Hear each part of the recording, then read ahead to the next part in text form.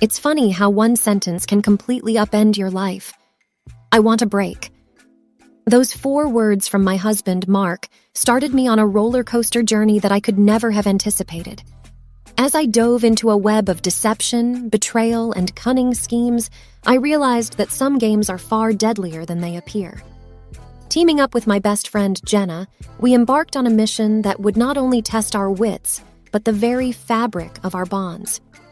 If you think you know about trust, revenge, and the dark corners of human nature, think again. My name is Amber, and this is the most unexpected chapter of my life. It was a chilly Sunday evening when my husband, Mark, looked up from his book and uttered those 5 words that would send my life into a whirlwind. "I want a break," he murmured, barely audible. I thought I'd misheard him, so I paused the movie we were half watching. "What did you say?" I asked, my heart pounding in my chest. I'd expected a lot of things to come out of his mouth, but not that. He repeated it, clearer this time, avoiding my gaze. I said, "I want a break." The air in the room suddenly felt denser. My mind raced with 1,000 thoughts. Why? What's wrong? Was it something I did? I wondered. Before I could even respond, he added, "There's someone else." The world seemed to spin. Someone else? After 15 years of marriage, after countless memories, joys, and challenges we'd faced together, he was just throwing it all away? "What do you mean, someone else?" I choked out, feeling the sting of tears, but I was determined not to cry. Not yet. He hesitated, took a deep breath, and then said, "It's not what you think. It's not an affair." Confused and struggling to grasp the situation, I pressed on. "Then what is it, Mark? What's going on?" He sighed, seemingly conflicted. It's Brad." "Brad? As in Brad, his best friend from college? The same Brad who had been our wedding's best man? The one who'd come over for barbecues, birthdays, and every Super Bowl Sunday?" My brain refused to connect the dots. "Brad? What does he have to do with any of this?" I asked, my voice shaking. Mark hesitated again, rubbing his temples. He approached me with an offer, an investment opportunity. It's high risk, but the rewards could set us up for life. I've taken our savings and invested them. Everything. I didn't want to tell you until I was sure it would pay off. I felt like the floor had disappeared beneath me. All our savings, the money we'd worked so hard for, our dreams of traveling, of securing a future for our kids, it was all gone. "And you need a break because," I pressed. "I'm scared," he admitted. "If it fails, I've ruined our future. I needed some time to see it through without the pressure of explaining daily updates. I thought it would be easier for both of us." I took a moment to absorb everything. The betrayal was immense, not just from Mark, but from Brad, too. My world had been turned upside down, and I was left reeling, not knowing where to turn. Then a thought crossed my mind. How can I be sure this isn't a scheme?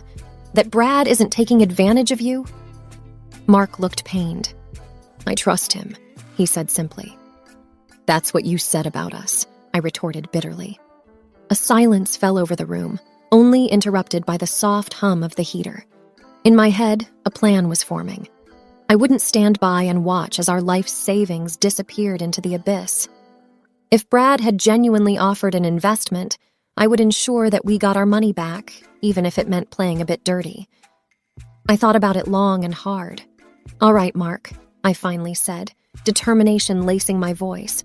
"Take your break, but know this, I will get to the bottom of this. If Brad is being honest, great. If not, he's going to regret ever crossing our path." With that, I started my mission. It was time for a little revenge, the type that was best served cold. I needed information and a plan. The first person that came to mind was my best friend, Jenna. She worked in the world of corporate investigations and had a knack for getting to the bottom of things. Plus, she'd been suspicious of Brad for years.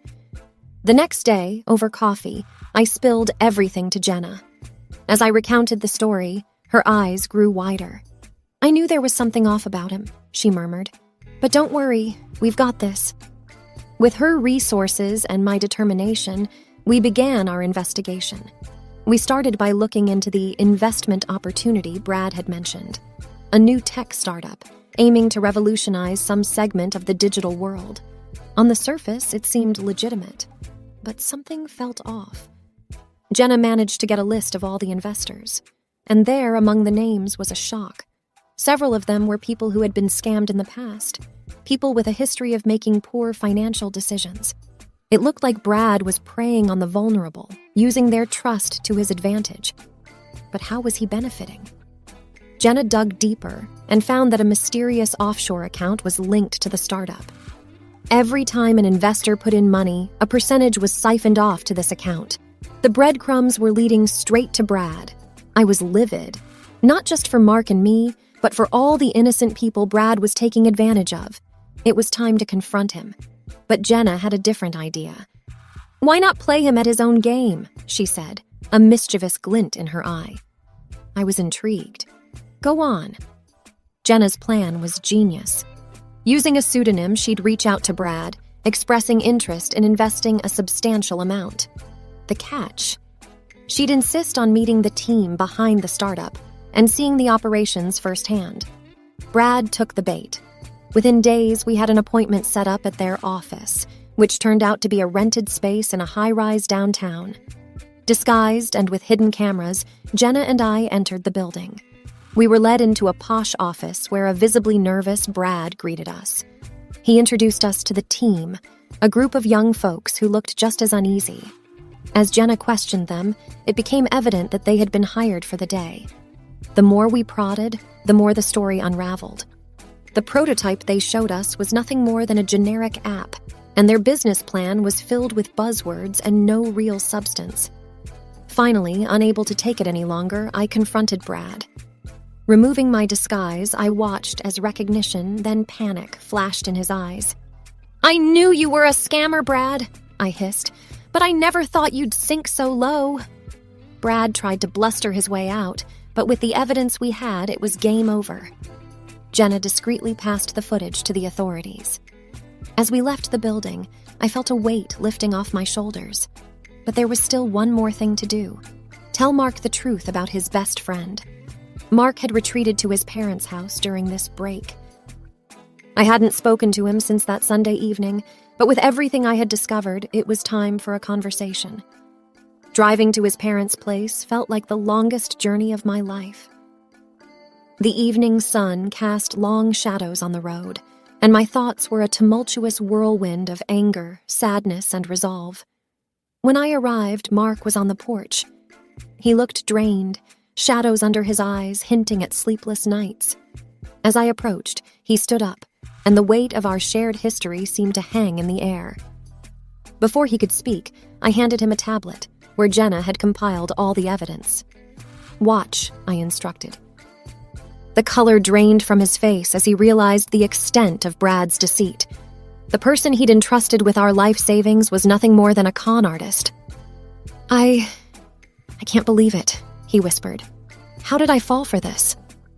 A myriad of emotions welled up inside me, but the overwhelming one was compassion.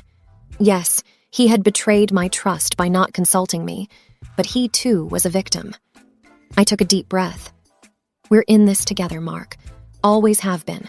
Now let's figure out how to fix it." The following days were a whirlwind. The police, armed with the evidence Jenna and I had gathered, raided Brad's home. They found stacks of cash, falsified documents, and enough evidence to put him behind bars for a long time. The media caught wind of the story, dubbing Brad the trust betrayer. As for the other investors, they were grateful for my efforts in exposing the scam. Many had invested even more than Mark and were facing financial ruin. Together, we started a support group, navigating the legal quagmire and helping each other cope with the emotional fallout. The courts froze Brad's assets, and while it was a lengthy process, most of the investors got a portion of their money back.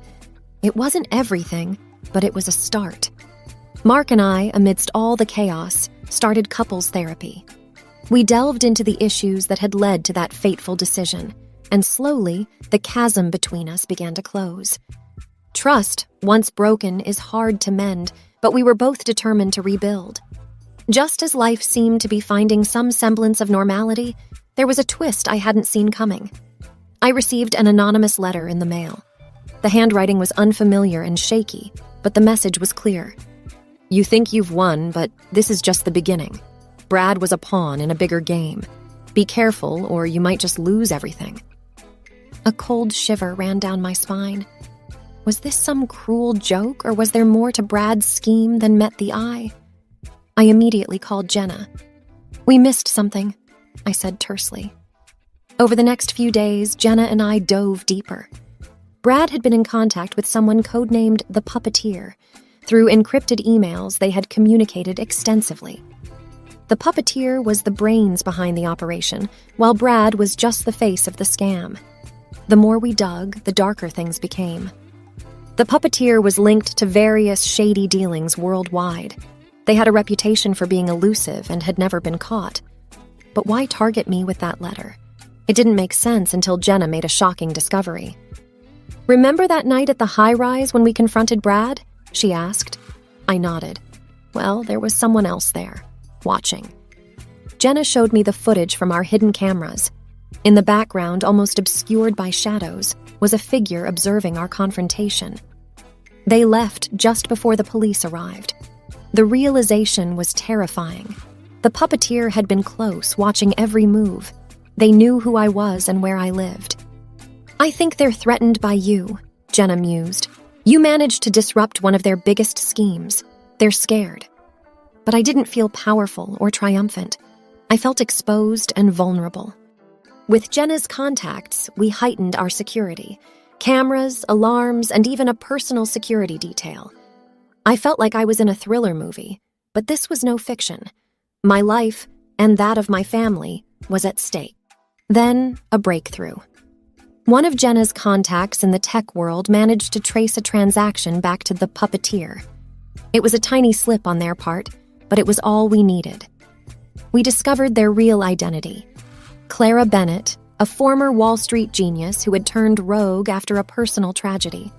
With her intelligence and resources, she'd masterminded various schemes, defrauding innocent people of millions. Confronting her wouldn't be easy. She was careful, always 2 steps ahead, but Jenna had a plan. Jenna's plan was audacious. It involved playing Clara at her own game, using deceit and strategy. The only way to catch a snake is to become one, Jenna said cryptically. We started by leaking fake information about a supposed multi-million-dollar investment opportunity. The bait was designed to be irresistible to Clara, a tech innovation that promised to disrupt the entire industry. Jenna had connections with a couple of actors who posed as the inventors, giving interviews and showcasing their invention. Sure enough, within days, we got a bite. An anonymous offer came in to buy out the technology. We arranged a meeting to discuss the deal. Given Clara's caution, we knew she'd send a representative, but we were prepared. The meeting was set in a lavish penthouse suite, wired with hidden cameras and microphones. I posed as the assistant to the inventors, while Jenna stayed behind the scenes, coordinating with our security team. A sharp-looking woman in her 30s, undoubtedly Clara's right hand, arrived to negotiate. She was skeptical and shrewd, asking detailed questions about the tech. Our actor friends played their part to perfection, convincing her of the opportunity. After hours of negotiation, we had a signed contract, and most importantly, a direct line of communication to Clara. The representative made a call right there, discussing terms and the significant numbers involved. Using voice recognition software, we confirmed our suspicion. Clara Bennett was on the other line. Over the next few days, we staged a series of accidents, causing delays and increasing the pressure on Clara. We wanted her to get involved personally. And then, the moment we had been waiting for. Clara requested a face-to-face meeting. She wanted to see the tech herself and finalize the deal. The location was a secluded mansion, one of Clara's many hideouts. With our security detail and local law enforcement hidden nearby, Jenna and I walked into the lion's den. The atmosphere was thick with tension as Clara, a tall, imposing woman with piercing eyes, greeted us. "I have to say, I'm impressed," she began, her voice dripping with condescension. But did you really think you could fool me? For a moment, my heart sank. Had she seen through our ruse? But then Jenna stepped forward, pulling out the signed contract. Actually, Clara, we did. The room erupted into chaos. Clara's guards tried to intervene, but they were no match for our team. Within minutes, Clara was in cuffs, the weight of her many crimes finally catching up to her. The aftermath was intense. The media went wild over the story of Clara Bennett's capture. Mark and I appeared on numerous talk shows telling our tale. Our bond, which had been so strained, grew stronger than ever. The threat of Clara and her schemes was finally over.